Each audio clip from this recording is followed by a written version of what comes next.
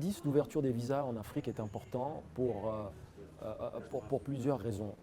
Il s'aligne à l'objectif de l'agenda 2063 qui œuvre pour l'élimination des visas en Afrique. Donc, l'idée que nous avons eue en 2015-2016 était de créer un outil qui centralise les données sur les politiques d'ouverture des pays africains, donc la facilité avec laquelle un Africain obtenait un visa ou la facilité avec laquelle un Africain pouvait voyager dans un autre pays africain. Bien sûr, l'indice est structuré de sorte que les pays qui demandent un visa avant le départ, qui est une forme restrictive de politique de visa, sont pénalisés. Donc l'outil est vraiment d'amener le plus de pays possible vers un plus grand degré d'ouverture, vers des politiques de no-visa ou des politiques de visa à l'arrivée. Si vous regardez l'objectif que nous avons à travers la zone de libre-échange continentale africaine, la ZLECAf, et la création d'un marché unique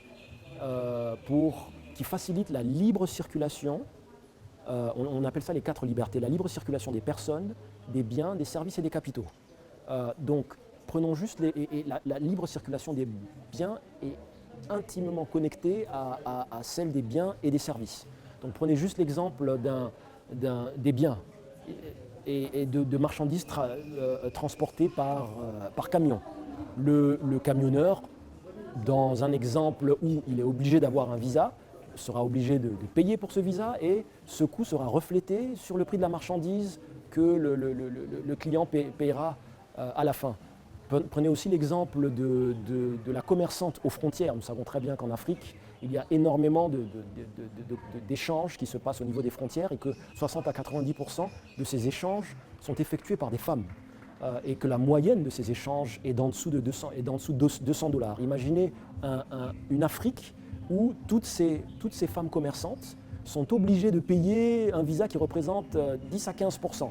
Et j'en passe, c'est aussi lié au commerce et des services à travers le tourisme et bien d'autres. Donc la libre circulation des personnes est au cœur de la réalisation de non seulement l'agenda 63, mais aussi la zone de libre-échange continentale, dans le sens qu'il aide au commerce et des services en permettant aux personnes de se déplacer pour du tourisme, de se déplacer pour octroyer leurs services et la libre circulation des biens parce qu'ils leur permettent de voyager avec leurs marchandises et d'arriver dans le pays du client, du consommateur.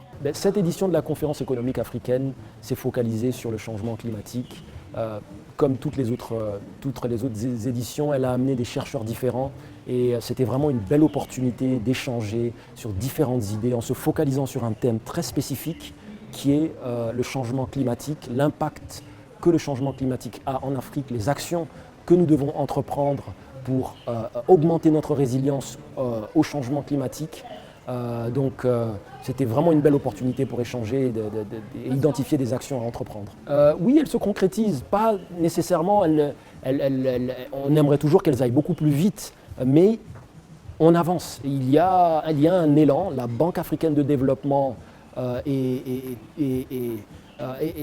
pionnière dans beaucoup de domaines, surtout dans la question du changement climatique. Nous venons tout juste, il y a à peine une semaine, nous venons de lancer la fenêtre pour l'action climatique avec plusieurs centaines de millions de dollars. Donc ce n'est pas juste de la théorie.